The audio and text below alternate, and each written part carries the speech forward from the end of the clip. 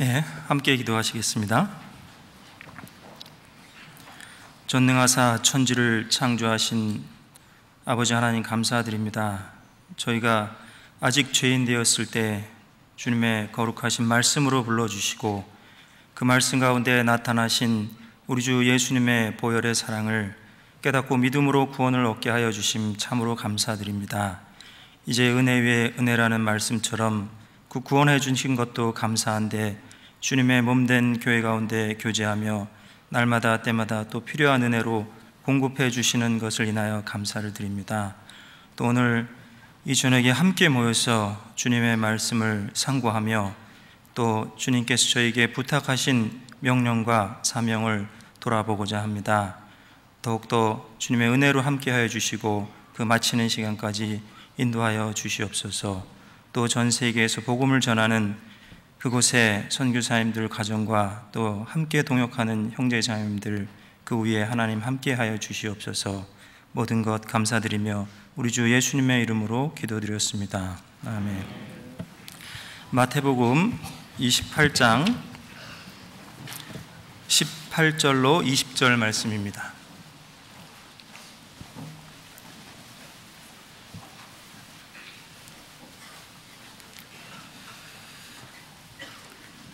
마태복음 28장 18절로 20절 말씀.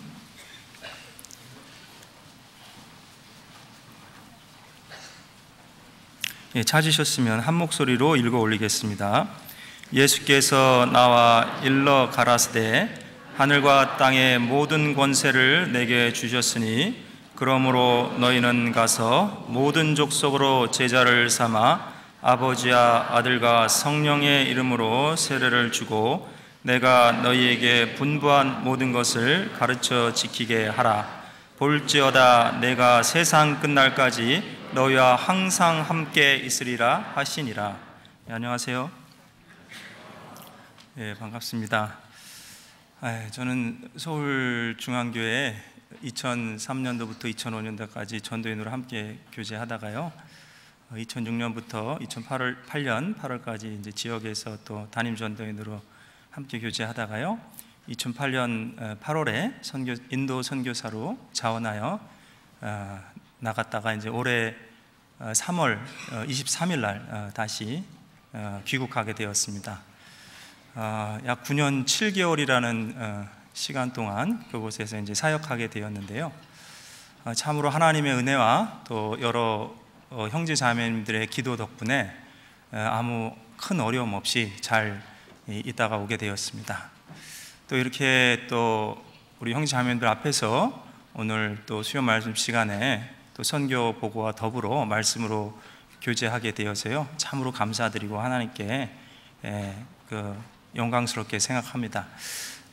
우리 사도행전의 내용을 보면요, 그 사도행전 14장 27절에 보면 안디옥 교회에서 파송된 바울과 그 바나바가 다시 돌아와서 여러 교회를 모으고 하나님이 함께 하신 일과 또 하나님이 그 능력을 나타내시고 그 이방인들에게 그 믿음의 문을 열어주신 것을 보고했더라, 그런 말씀이 있습니다.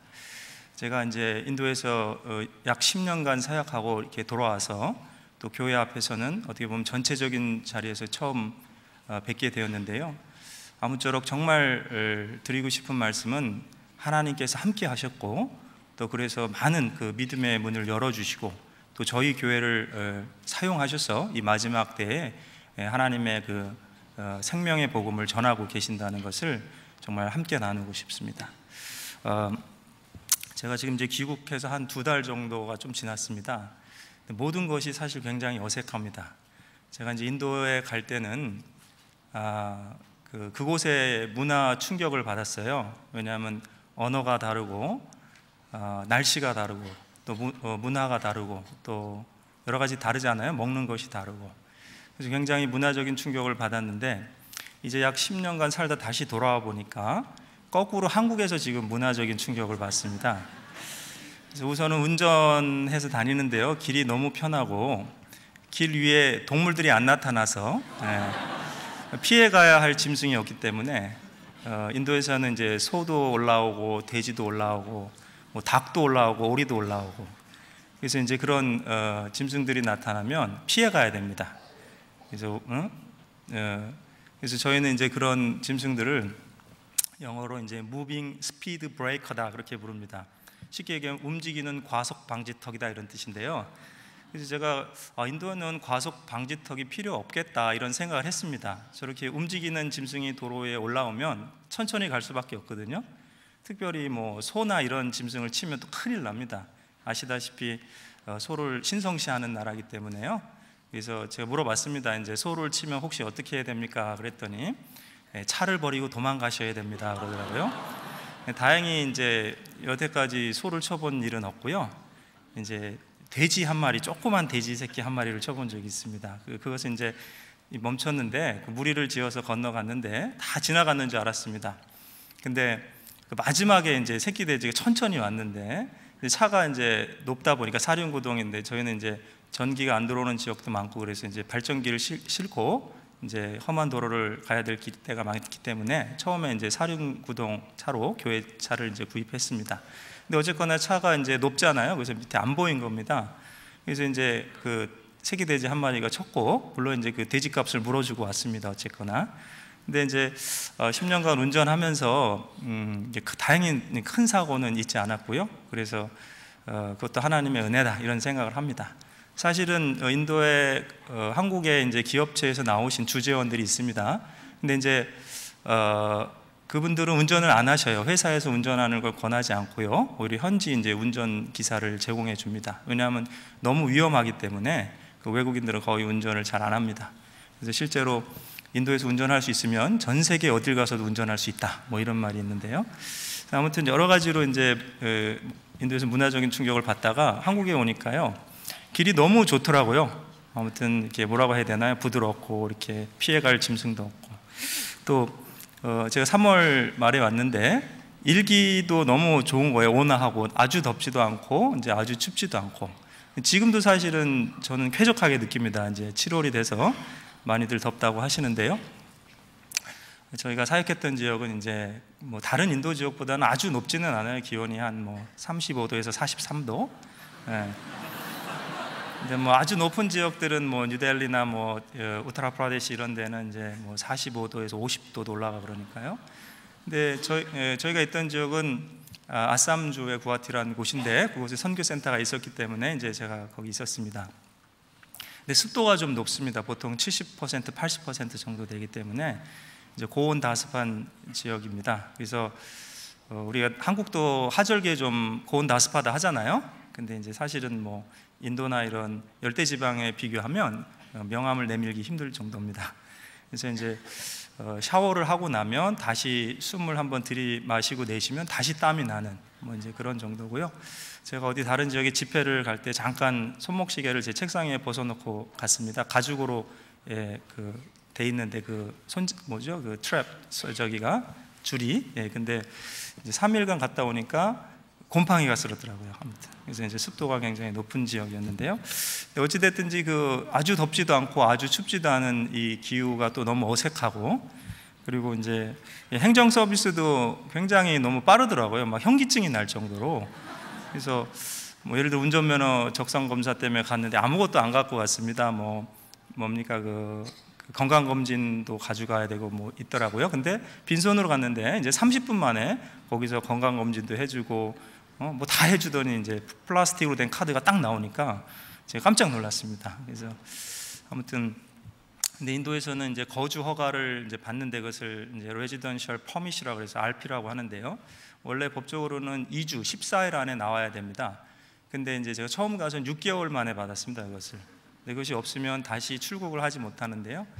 아무튼 10번도 넘게 경찰서를 1시간 반 동안 차를 타고 가서 왔다 갔다 왕복 거의 3시간이잖아요. 근데 아무튼 갈 때마다 그냥 얘기하기를 내일 오세요. 또 내일 가면 또 내일 오세요. 그래서 저희가 이제 나중에 알게 됐습니다. 인도의 내일은 투모로우라고 하잖아요. 투모로우, never ending tomorrow다 그래갖고 끝나지 않는 내일이라고. 그래서 아무튼 근데 그 현지인들도 그런 얘기를 합니다. 그 지역말로 자기들도 알고 있더라고요. never ending tomorrow라고 맞다고 그러더라고요. 아무튼 그래서 여러 가지가 지금 어색한데요. 아무튼 잘 지금 기도 덕분에 적응해 가고 있습니다. 오늘 말씀의 주제는 모든 족속으로 제자를 삼아라는 주제입니다. 이 말씀이 너무나 유명한 말씀이잖아요. 예수님이 부활하신 후에 승천하시기 직전에 이제 제자들 앞에서 하신 말씀입니다. 여러분들도 부모님이 마지막 이 생을 마감하기 전에 남긴 말씀이 있다면 그것을 유언이라고 하잖아요. 아무리 불효자식이라 해도 귀담아 들으려고 할 겁니다. 이 말씀도 그와 같은 말씀입니다. 그래서 성도들에게는 지상 최대의 사명이다. 그것은 무슨 얘기냐? 이 땅 위에서 가장 거룩한 사명이다, 이런 뜻이죠. The greatest commission이라고 합니다.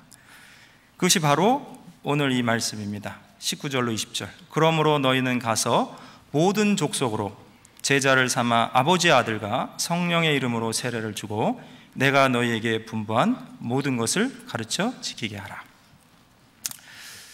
지금 사실은 오늘 이제 선거 날이잖아요. 그래서 이 시대의 과제라는 게 있습니다. 이 시대의 어떤 요구, 시대의 사명. 우리가 국민교육 현장에도 우리는 민족 중에 역사적 사명을 띠고 이 땅에 태어났다. 역사적 사명이 있죠. 그리고 뭔가 시대가 요구하는 사명이 있을 겁니다. 오늘날에는 글쎄요, 평화 통일이라든지 시대가 요구하는 사명이 있을 겁니다. 그럼 교회의 과제는 무엇일까? 교회의 최대 과제는 세계를 복음화시키는 것이라 할 수 있습니다. 이것이 바로 주님께서 우리에게 주신 사명이지 않습니까? 왜냐하면 하나님의 비전은 세계적인 비전입니다. 그 이유는 예수 그리스도께서 바로 온 세상을 위하여 이 땅에 오셨고 그 온 세상의 죄를 위하여 십자가에서 달려서 희생을 당하셨기 때문입니다. 우리가 전도 집회 말씀 가운데 많은 분들이 그 말씀을 깨닫고 예수님께서 내 죄를 위해서 십자가에서 피를 흘리셨구나 알게 되는 말씀들이 많죠. 그 중에 한 가지가 요한복음 1장 29절 보라 세상 죄를 지고 가는 하나님의 어린 양이로다. 그 세상 죄가 어떤 죄입니까? 바로 온 세상 죄잖아요. 요한일서 2장 2절에도 저는 우리 죄를 위한 화목 제물이니 우리만 위할 뿐 아니요 온 세상의 죄를 위하심이라. 그리고 고린도후서 5장 14절에도요 그리스도의 사랑이 우리를 강권하시는도다. 한 사람이 모든 사람을 대신하여 죽었은즉 모든 사람이 죽은 것이라. 그 모든 사람이란 말 가운데는요 대한민국 사람뿐만 아니고 또 일본 사람, 중국 사람, 미국 사람 이 온 세상의 모든 사람의 죄가 들어가잖아요. 또 우리나라만 해도 높은 지위에 있는 사람뿐만 아니고 또 남들이 볼 때 천한 위치나 천한 지위에 있는 사람이라 할지라도 그 모든 사람의 죄가 다 들어가는 겁니다. 그리고 디모데전서 2장 6절에도요 그가 모든 사람을 위하여 자기를 속전으로 주셨으니. 그래서 예수님은 성경적으로 분명한 것은 모든 사람의 죄를 담당하셨다. 그래서 제가 궁금했어요. 인도에서도 이제 전도를 하면서 이게 같은 성경이 맞나? 이들의 성경책에도 같은 내용이 있나 궁금했습니다. 그래서 이제 확인해 봤습니다. 그랬더니 정말 이 고린도후서 5장 14절도 마찬가지고요. 모든 사람을 위하여 죽으셨다. 그렇게 돼 있더라고요. 여러분 인도는 언어가 약 2,500가지입니다. 그리고 성경도 굉장히 많은 언어로 번역이 됐고요.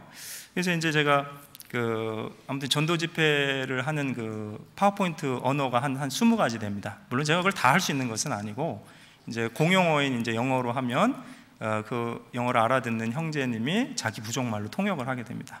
근데 그 부족말은 그쪽에서 보는 말로 이렇게 표시를 해줘야 되기 때문에 이제 그런 자료를 갖고 있는 거죠. 근데 어찌됐든지 그걸 확인해 봤습니다. 그분들이 갖고 있는 성경책에. 그래서 이제 바이떼이라는 부족은 이제 미 땡땡, 그게 이제 모든 사람 이런 뜻이에요. 강떼라는 부족은 미 쨍쨍, 그것도 모든 사람 이런 뜻이고, 이제 쿠키라는 부족은 미조씨, 그것도 모든 사람 이런 뜻이고, 이제 아쌈 말로는 호꼴루마누, 그래서 그것도 모든 사람이다 이런 뜻입니다.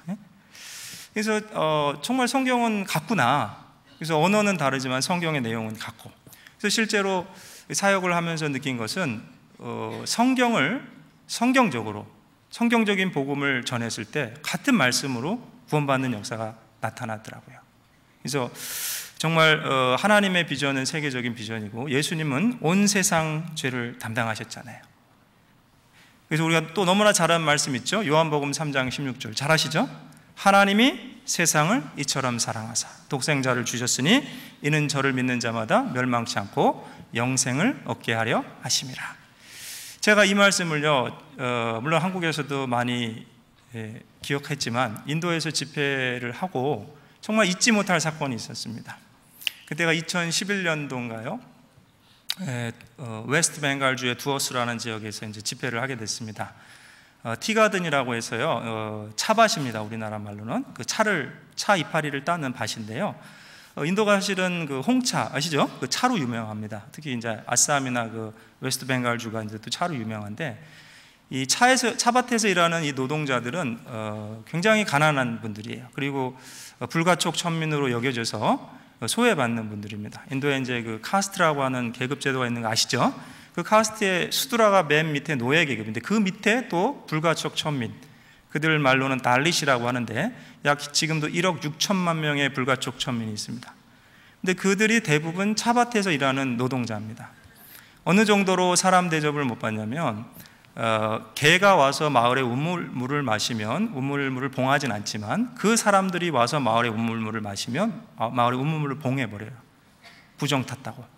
그만큼 사람 취급을 못 받는 사람들입니다. 근데 또 한 달 일하면 우리나라 돈 한 8만에서 10만 원 정도 월급을 받고, 근데 이제 그런 분들이 이제 아디바시라고 해서 이 차밭에서 일하는 분들입니다.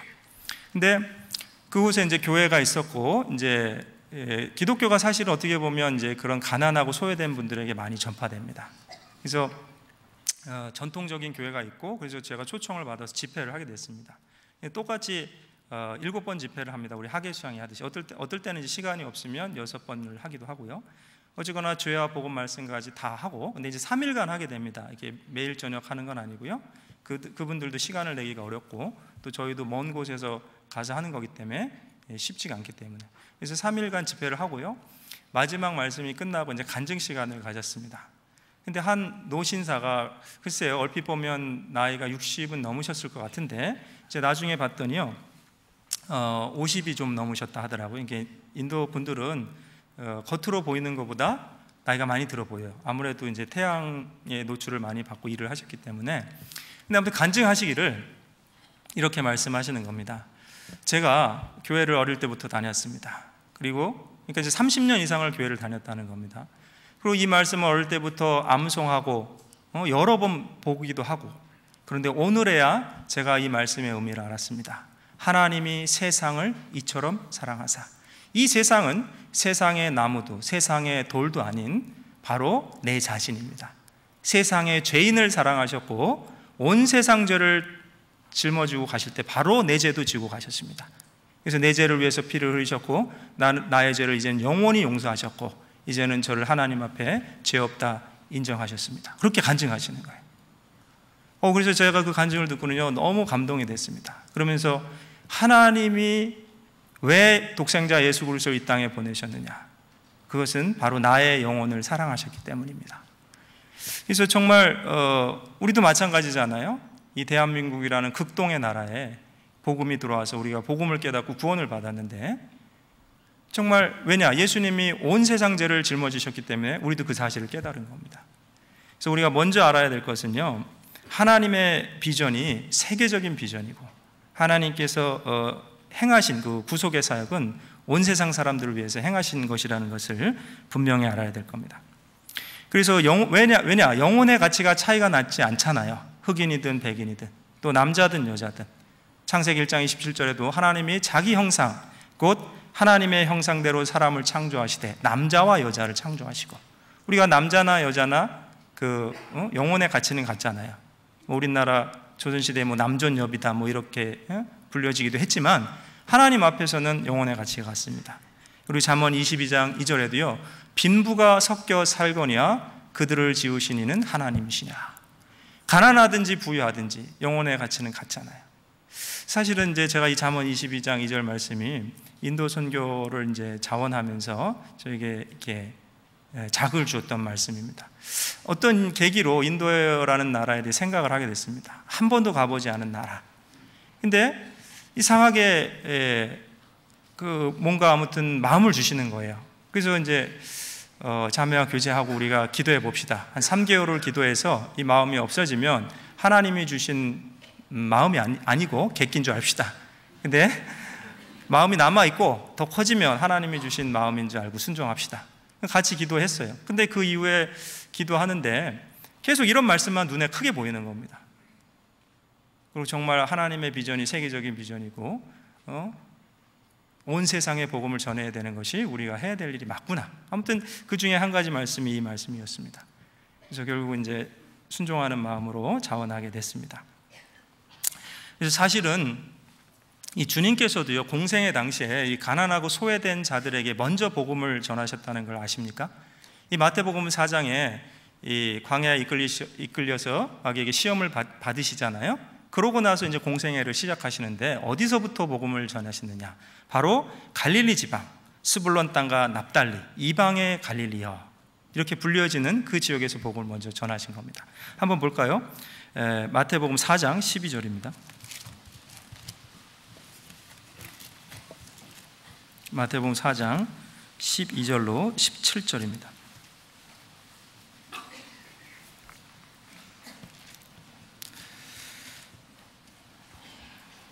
제가 읽어드리겠습니다. 예수께서 요한의 잡힘을 들으시고 갈릴리로 물러가셨다가 나사렛을 떠나 스불론과 납달리 지경 해변에 있는 가버나움에 가서 사시니 이는 선지자 이사야로 하신 말씀을 이루려 하심이라.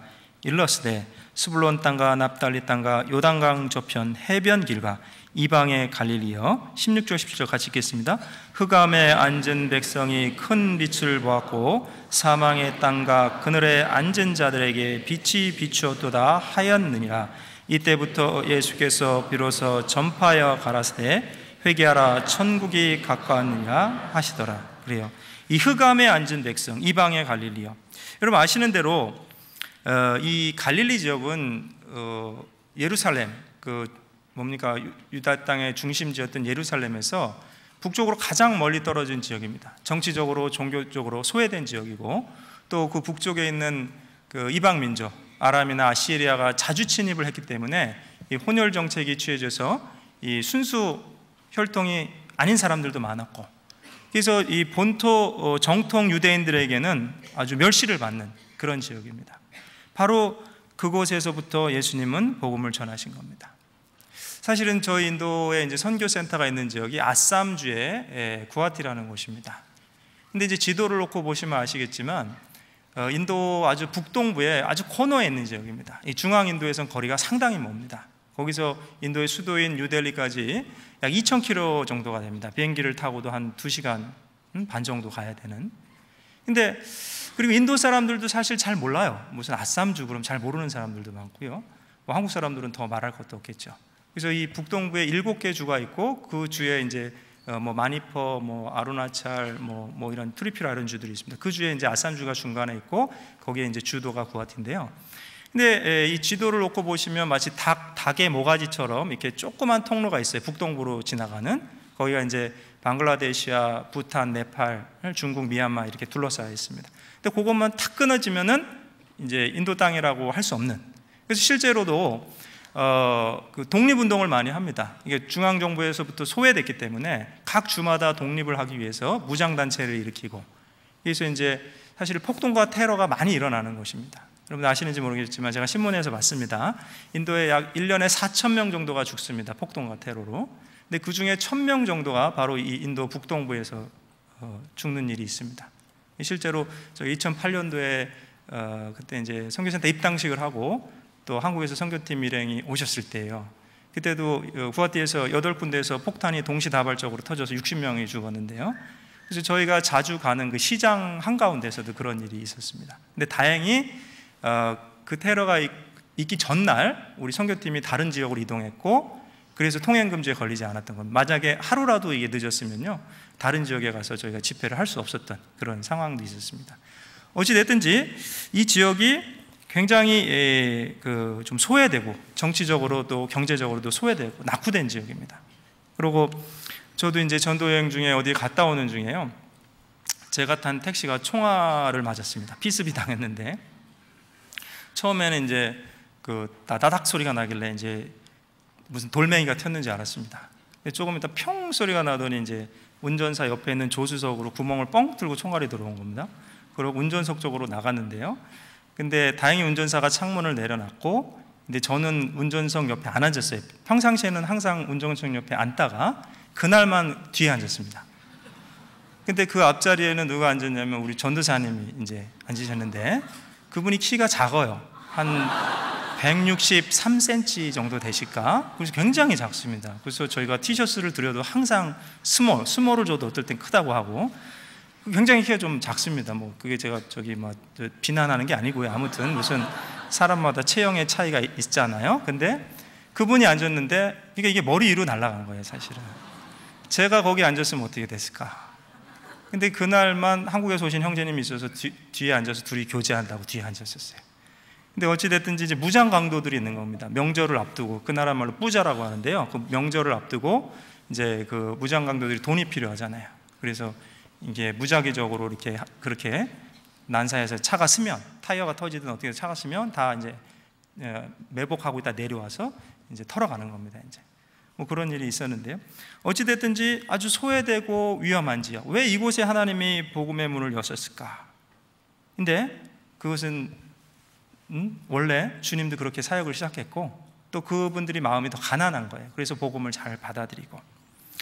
그리고 이제 본문으로 잠깐 돌아봅시다. 우리가 돌아와서 이 선교의 어떤 주님께서 저희에게 주시는 메시지가 있습니다. 19절, 20절입니다. 19절 한 절만 같이 읽겠습니다.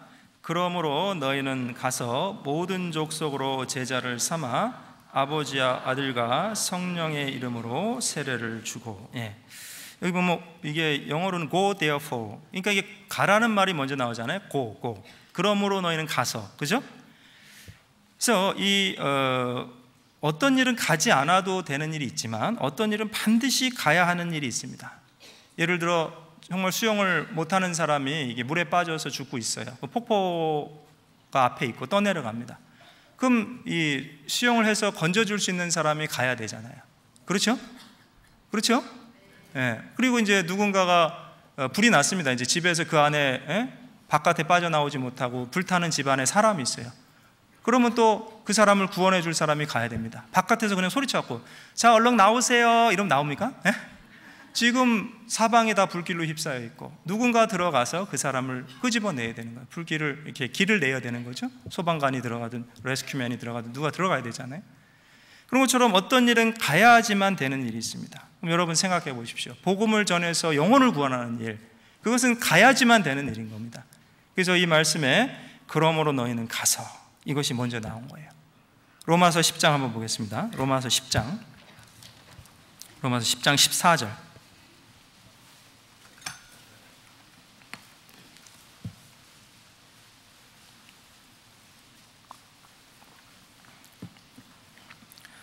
로마서 10장 14절로 15절입니다. 네, 같이 읽겠습니다. 그런즉 저희가 믿지 아니한 이를 어찌 부르리요? 듣지도 못한 이를 어찌 믿으리요? 전파하는 자가 없이 어찌 들으리요? 보내심을 받지 아니하였으면 어찌 전파하리요? 기록된 바 아름답도다 좋은 소식을 전하는 자들의 발이여 함과 같으니라.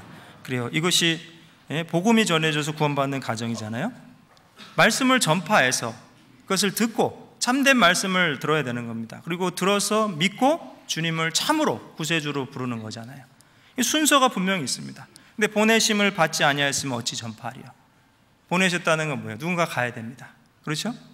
여러분들도 한번 생각해 보십시오. 우리에게도 누군가 아름다운 복음을 전하기 위하여 아름다운 발로 찾아온 사람들이 있지 않습니까? 여러분 가만히 가부좌 들고 앉아서 묵상하다가 복음이 깨달아진 거예요? 그런 경우는 거의 없습니다. 그런 사람도 누군가 사실은 올바른 말씀을 전해줬고 그것을 거듭거듭 생각하다가 깨달아진 거지요. 전파하는 자가 없이 어찌 들으리요? 그건 있을 수 없다는 얘기입니다. 그래서 이것이 영혼 구원의 과정이잖아요. 우리 이사야 6장 8절에도요, 주의 목소리를 들은즉 이르시되 내가 누구를 보내며 누가 우리를 위하여 갈꼬? 주여 내가 여기 있사오니. 주님은 지금도 보낼 사람을 찾고 있는 겁니다. 국내 선교를 하든 해외 선교를 하든 복음을 들고 가야지만 그 사람이 다른 영혼이 복음을 들을 수 있는 겁니다. 그래서 이 선교의 첫 번째 사명에 그러므로 너희는 가서, 이 말씀이 먼저 나오는 거예요. 캐나다 토론토 피플스 처치의 오스왈드 제이 스미스 목사님이라는 분이요, 그분은 선교사가 되기 위해 약 70국을 가셨어요. 70개 나라를 갔습니다. 근데 몸이 너무 허약하고 여러 가지 이유로 정착하실 수 없기 때문에 다시 되돌아왔습니다. 그러고는 그곳에서 선교사를 보내는 역할을 해야겠다. 그래서 보내는 사람이 된 거예요. 그래서 유명한 설교를 하셨죠? 너희는 가든지 보내든지 하라. 여러분, 직접 가지 못한다면 교회는 보내는 일에 반드시 동참해야 되는 겁니다. 왜? 그것이 주님의 사명이니까요. 그러므로 너희는 가서. 그래서 우리가 정말 아셔야 될 것은 이 세계 선교를 한다고 하는 것이요, 교회 성도 일부 사람들이, 일부 전도인들이 하는 것이 아니고 이것은 교회에 주신 사명이라는 것, 그래서 우리가 반드시 깨달아야 된다고 생각합니다. 그리고 다시 본문으로 돌아가 보겠습니다. 마태복음 28장이죠. 19절입니다. 제가 읽어 올리겠습니다. 그러므로 너희는 가서 모든 족속으로 제자를 삼아. 여기 보면 누구를 제자를 삼아야 됩니까? 모든 족속. Go therefore and make disciples of all nations. 모든 나라잖아요. 모든 나라. 여러분, 사실은 이 명령에 순종했던 많은 믿음의 선진들이 있었기 때문에 이 대한민국, 조선이란 땅에도 복음이 전해진 겁니다. 그러죠? 그래서 이 주님의 사명이 무엇인지 성경은 분명히 얘기하고 있습니다. 우리에게 주신 사명이 무엇인지. 모든 족속으로 제자를 삼으라. 근데 혹 어떤 성도가 이런 얘기를 할 수 있습니다. 아니, 국내에도 할 일이 많은데 왜 굳이 해외까지 가서 전도를 해야 합니까? 물론 우리 대한민국도요, 전부 복음화됐다고 말할 수 없습니다. 하지만 이유가 있는 겁니다. 여러분, 한번 이렇게 생각해 보십시오. 여기 밭이 있다고 생각해 보십시오. 마태복음 13장 38절에 밭은 세상이요, 또 누가복음 8장 11절에도 하나님의 말씀이 씨라 그랬습니다. 씨는 하나님의 말씀이요. 그럼 그 씨를 밭에 뿌려야 하는데요, 만약에 그 밭의 주인이요 명령을 하고 갔다고 생각합시다. 하인들을 불러놓고요, 내가 돌아올 때까지 이 밭을 잘 경작하거라 그랬는데요, 이 하인들이 집 앞에 있는 땅에만 씨를 뿌리고 잡초를 뽑아주고 잘 가꿔 놓은 겁니다. 그리고 어느 날 이 주인이 돌아왔어요. 이 주인님이 근데 실망하는 표정을 지으니까 그 하인들이 말하는 겁니다. 주인님, 우리가 열심히 일하지 않았습니까?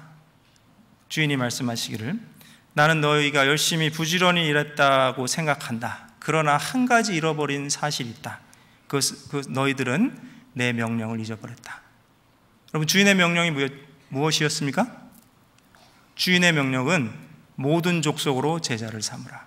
이 밭을 전부 경작하라는 거였어요. 그런데 집 앞에 있는 땅만 잘 가꿔 놓은 겁니다. 여러분, 지금 하나님의 축복으로 사실은 저희 교회가 많은 축복을 받았다고 생각합니다.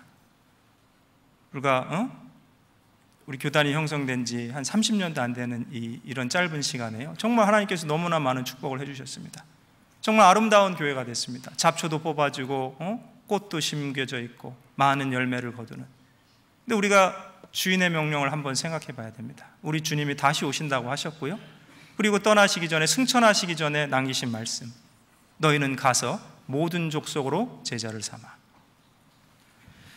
그리고 또 이렇게 생각해 봅시다. 예수님이 산상수원도 하셨잖아요. 밭에 사람들이 필드에 모여 있습니다. 그러고 이제 먹을 게 없으니까 그때 오병이어의 기적이 나타났어요. 그 어린아이 한 명이 그 보리떡 5개와 물고기 2마리, 자기가 점심으로 먹을 도시락을 내놓은 겁니다. 근데 예수님이 축사하시고 제자들에게 말씀하시, 떡을 떼시면서 너희가 나눠주라 그랬죠? 그럼 이제 제자들이 열심히 나눠줬습니다. 그리고 남은 것이 12광줄이나 되었더라.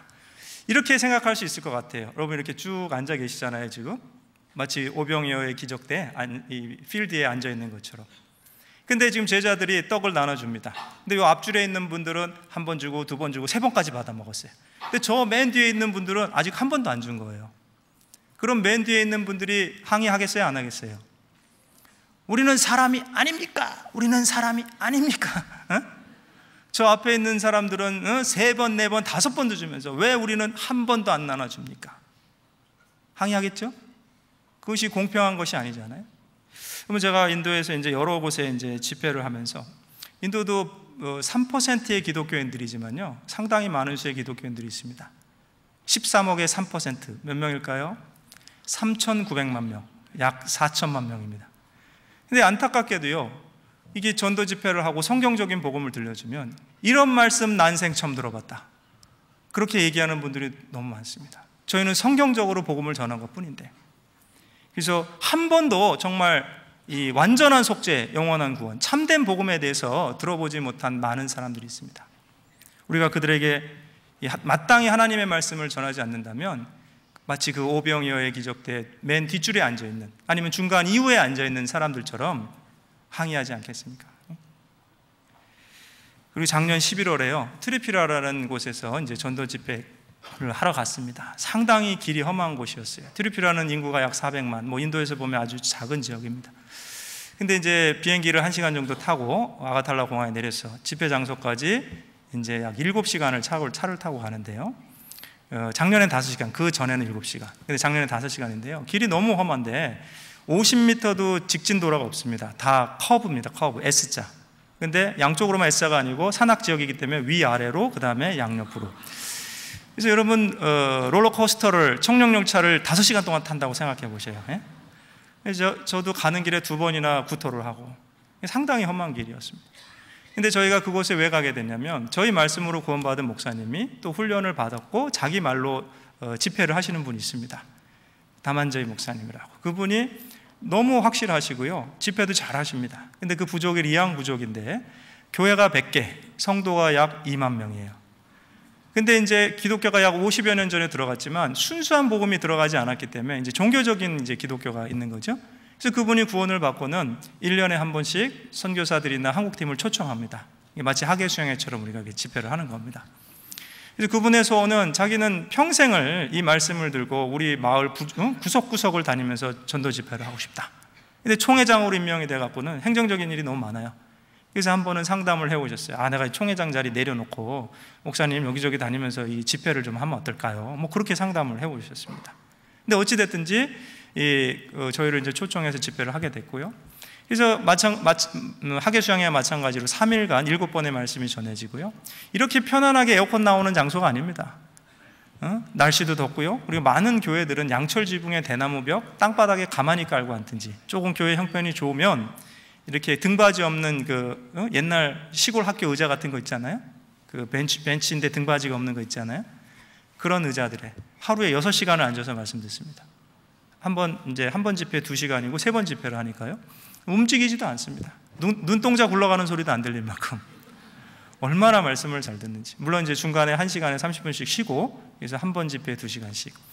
그래서 이제 그렇게 해서 7번 집회가 다 끝나고 이제 간증 시간이 있었는데, 다 많은 분들이 정말 이 성경적으로 구원받은 간증을 하시고, 그 중에 이제 한 분의 제가 간증을 또 기억이 납니다. 그 교회의 담임 목사님의 부인이신데, 그분이 간증하시기를, 제가 평생을 교회를 다녔습니다. 근데 오늘에야 비로소 천국 갈 확신이 있습니다. 제가 그전에는 조금 열심히 하면 천국 갈 수 있을 것 같고, 조금 못하면 천국 못 갈 것 같고, 그래서 교회의 모든 행사를 참석하고 새벽 기도에 빠지지 않고 저 나름대로 열심히 하려고 했습니다.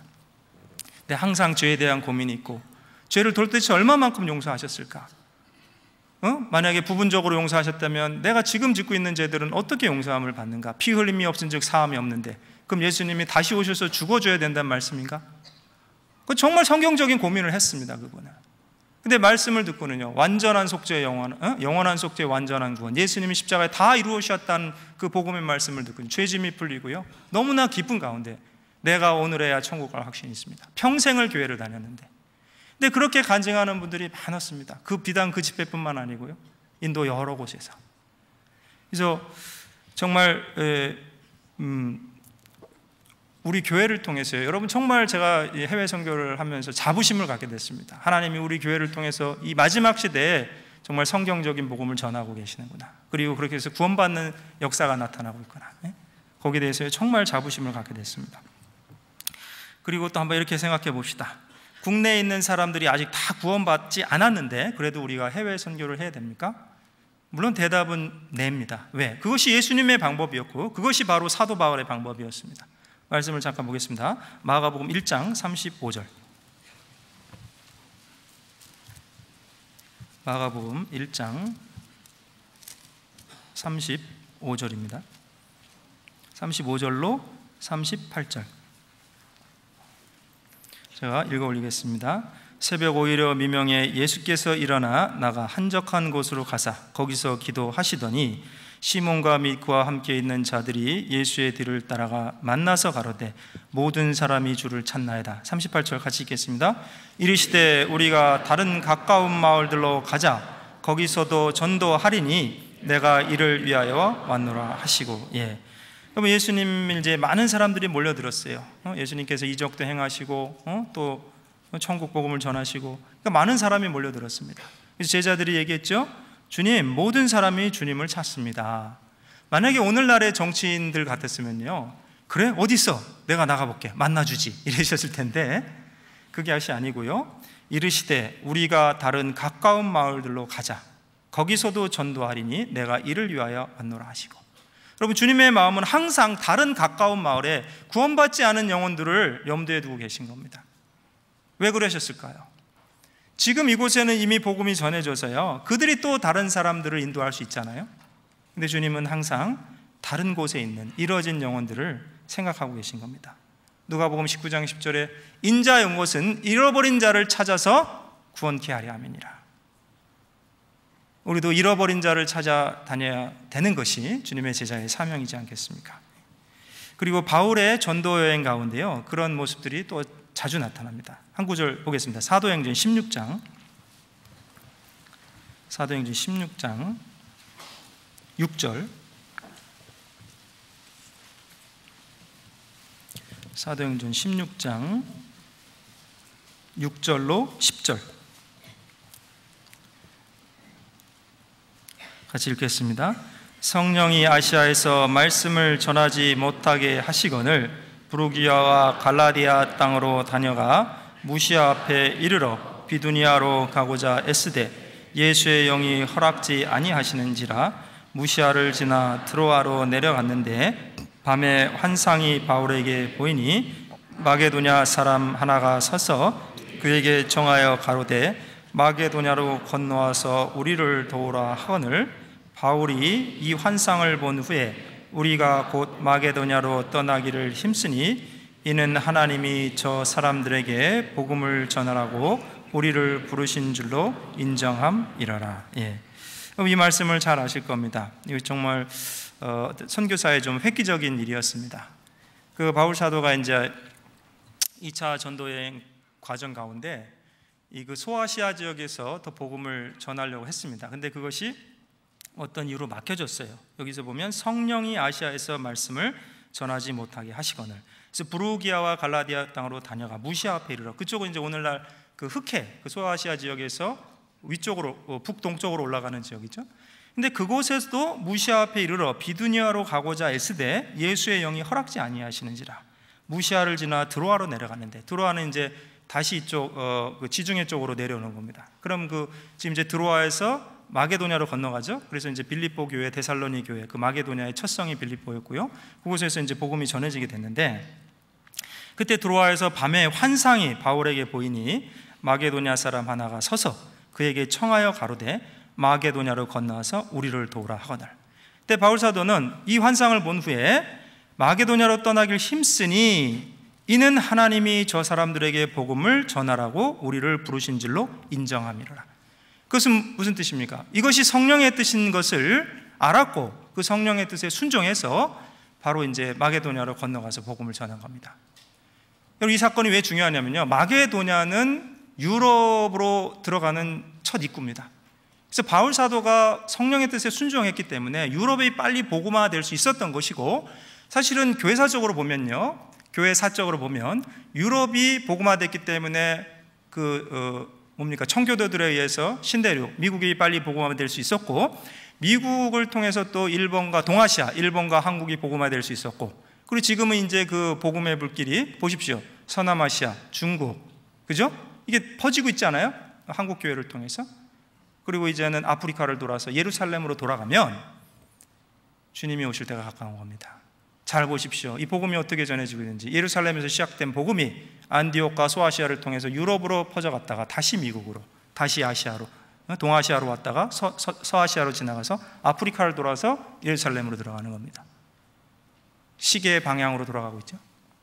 우리가 교회사를 잘 보시면요, 정말 역사가 어떻게 흘러가는지 볼 수 있습니다. 지금 이 마지막 때에 하나님께서 우리 교회를 통해서 이 큰 일을 행하고 계시다는 것에 대해서 우리 정말 자부심을 느껴야 되고, 더 함께 기도해야 되고, 교회가 또 더 많이 힘써야 될 줄로 생각합니다. 그랬을 때 주님 다시 오실 때 잘하였다 충성된 종이여, 그 칭찬을 모두 받을 수 있잖아요. 그렇죠? 그래서 정말 이 사건을 조금 더 묵상해 보면요, 정말 이 성령의 뜻에 순종했던 그 믿음의 선진들이 있었기 때문에 우리도 복음을 들을 수 있었다, 그것을 알게 됩니다. 이 마게도니아 사람들이요, 얘기한 것이 뭡니까? 건너와서 우리를 도우라. Come over to Macedonia and help us. 예? 여러분, 양화진에 가면요, 선교사 묘역과 그 한국 그 선교 기념관이 있죠. 거기 가면 이제 두 가지 말씀이 눈에 크게 들어옵니다. 첫 번째가 요한복음 3장 16절. 하나님이 세상을 이처럼 사랑하사. 근데 그 세상이란 글자가 그 당시 조선에 왔던 선교사들 눈에는 이렇게 읽혔던 겁니다. 하나님이 조선을 이처럼 사랑하사.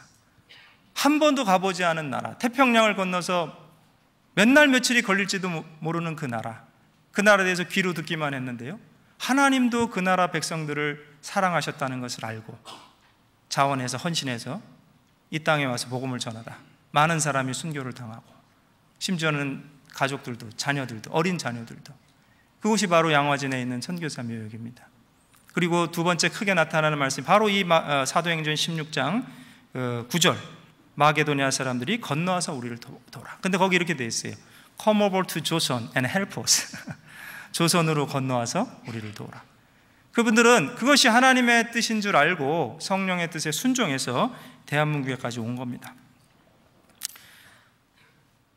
우리 교회의 이 선교의 과정을 보면요, 정말 우리가 의도적으로 계획해서 간 곳은 한 곳도 없습니다. 어떤 이유로 하나님께서 복음의 문을 열어주셨고, 그래서 이제 들어가게 되는데요, 그것이 바로 성령께서 역사하신다고 믿습니다.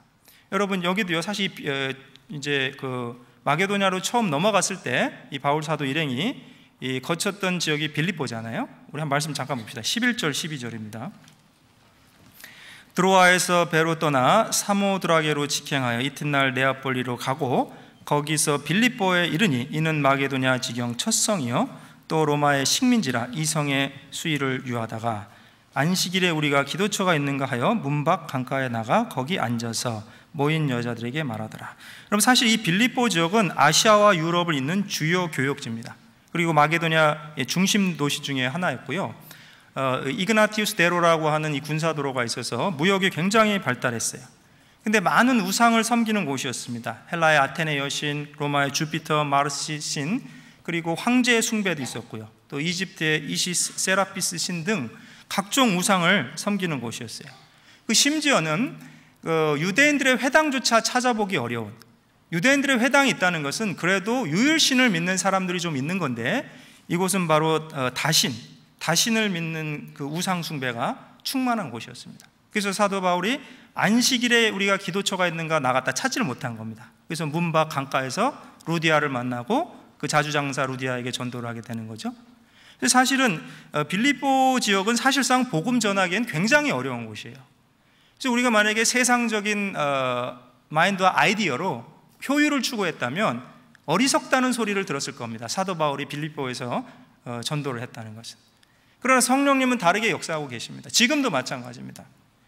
아까도 제가 말씀드렸지만요, 저희 교회에서 의도하고 계획적으로 그렇게 들어가는 곳은 없습니다. 어떤 곳이든지 하나님께서 문을 열어주시고, 그 인도 이 지역도요, 북동부도요, 아까 말씀드렸죠. 그 인간적인 눈으로 보면 어리석다고 생각할 수 있어요. 가장 소외되고 낙후되고 메인 주류의 사람들이 있지 않은 곳이잖아요. 근데 제가 선교를 하면서 알게 되었습니다. 이것은 바로 하나님의 뜻이구나. 사실 1982년도에 인도는 선교사를 모두 추방했고요, 선교사 비자를 없애버렸습니다. 그래서 서양 선교사들이 정말 활동하기 어려운 나라가 됐어요. 지금 그래서 서양 선교사 찾아보기 쉽지 않습니다. 왜냐하면요, 경찰들이 계속 쫓아다녀요. 모니터링을 합니다. 서양 선교 비자가 없는데 무슨 비자로 왔는지 추적하고 조금이라도 선교를 하면 추방을 시켜버리는 겁니다. 근데 이 북동부 지역은요, 저희와 비슷한 사람들이 살아요. 인도에는 이제 그 노아의 세 후손이 다 들어왔습니다. 그래서 중앙 인도가 이제 제일 많죠. 인도 아리안족, 거기는 이제 저쪽 유럽에서 넘어온 사람들입니다. 눈 크고 코 크고 이렇게 키도 크고, 근데 피부만 좀 까무잡잡하죠. 인도 아리안족, 거기는 이제 야벳의 후손이잖아요. 그리고 남부 인도는 이제 드라비다족이라서요, 피부가 검고 머리가 곱슬곱슬한 아주 흑인 같은 분들입니다. 그분들은 이제 누굽니까? 함의 후손이죠. 그리고 저희가 사역했던 이 인도 북동부는 몽골리안 계통들이에요. 그래서 셈의 후손입니다. 그래서 재밌는 것은 약 200개가 넘는 부족들이 있는데 대부분 몽고 반점이 있어요. 애기들 엉덩이에 시퍼란 몽고 반점이 있습니다. 그 문화도 너무 비슷하고 어떤 언어도 이게 거의 똑같은 게 많아요. 제가 깜짝 놀랐습니다. 한 번은 이제 그 아루나찰 지역이 이제 중국과 국경 지역인데요. 사실 한 주인데 땅은 한반도보다 더 큽니다. 근데 이제 거기 이제 아디 부족이라는 부족이 있어서 초청을 받아서 집회를 하는데 그 목사님이 어머니 회를 저한테 소개시켜 줬습니다. 여기는 어머니 회예요. 근데 물론 한국말로 안 했겠죠? 뭐라고 그러냐면 이제 그룹은 아시죠? 그룹, 청년 그룹 뭐 이렇게 유스 그룹이면 청년 그룹이잖아요. 그러면서 저한테 뭐라 그러냐면 여기는 아내 그룹입니다. 아내 그룹. 제가 깜짝 놀랐어요. 아니 아내가 무슨 뜻이에요? 그랬더니 저희 지역 말로 로컬 말로 결혼한 여자를 우리는 아내라고 그럽니다. 이런 거예요. 제가 깜짝 놀랐습니다. 그래서 저도 우리도 그러는데. 제가 제 부인 결혼한 그 와이프를 소개시켜주면 우리는 아내라고 이렇게 얘기합니다. 그랬더니 자기도 깜짝 놀라는 거야. 어떻게 이렇게 5,000km 이상 떨어진 데서 언어가 그렇게 같은 게 있냐고. 우리는 알죠? 왜 같은 게 있는지. 언어에 원래 뿌리가 하나 있잖아요, 그죠? 그래서 뭐 그런 얘기 하려면 제가 이거 오늘 말씀 다 못 하는데 아무튼. 그래서 저쪽 남부에 또 그 심지어는 그 드라비다 쪽 타밀나두 쪽에 그분들은 아주 피부도 검고 머리도 곱슬곱슬하다 했잖아요. 근데 같은 말이 너무 많습니다. 거기는 완전 남부예요. 저희가 있는 그 북동부에서도 한 3,000km 이상 떨어졌는데 제가 깜짝 놀랐어요. 시장에 한번 거기서 집회하러 갔다가요, 시장에서 누가 아빠 그러는 거예요. 그래서 제가 뒤돌아봤다니까요. 어떤 까만 애기가 아빠 그러는 거예요. 근데 아빠만 똑같은 게 아니고 엄마 그러더라고 또. 사실입니다 이거. 그리고 이제 이리 와 있잖아요. come to this, 이렇게 이리 와, 그것을 거기는 인게 와 이럽니다. 그것도 똑같고요. 굉장히 똑같은 말이 뭐 지금 언어학자들 우리 요새 그 한국에서 조사하는 사람들도 있는데 뭐 80가지 이상의 말이 똑같다고 합니다. 단어 자체가. 그래서 그것도 신기하죠. 오늘 그 주제는 그게 아닌데. 근데 아무튼 그래서 제가 이제 그 북동부에서 사역하면서 이것도 하나님의 섭니다. 왜 그러냐면 우리는 제가 외국인이라고 티만 안 내고 다니면 외국인이 잘 몰라요. 그래서 그 아디 부족도 이제 주 경계가 있어요. 중국 국경이기 때문에 거기는 이제 특별 허가, 스페셜 퍼밋이 있어야 됩니다. 그러니까 심지어는 국내 인도 사람들도 이너라인 스페셜 퍼밋이 있어야 되는데 외국인은 더 말할 것도 없고요. 그래서 이제 제가 그 주 국경에 도착했습니다. 국경이 아니고 주 경계죠. 그럼 이제 경비가 있잖아요, 군인이. 제가 물어봤습니다. 일단은 이제 차 안에서 혹시 라탄 박사님 집이 어디예요? 근데 그분이 저를 초청했거든요. 닥터 라탄 집이 어디입니까? 그랬더니 저한테는 저기 저 집이에요. 여기 파란 지붕 있죠? 절로 가면 돼요. 이렇게 그냥 친절하게 가르쳐 주는 거예요. 뭐 허가증 보자는 얘기도 안 하고. 근데 이제 제 앞에 있는 이제 그 인도 형제님이 물어봤어요. 이제 뭐라고 보니까 그 경비가 그러는 거야. 가길 어딜 가? 이러는 거야. 허가증 내놔? 이렇게 얘기를 하는 거죠. 그러니까 인도 사람한테는 허가증 내놓으라고 하면서 저한테는 허가증 내놓으란 말 안 한 거예요. 왜 그러냐? 저는 그 마을 사람인 줄 알았던 거죠. 그러니까 생김새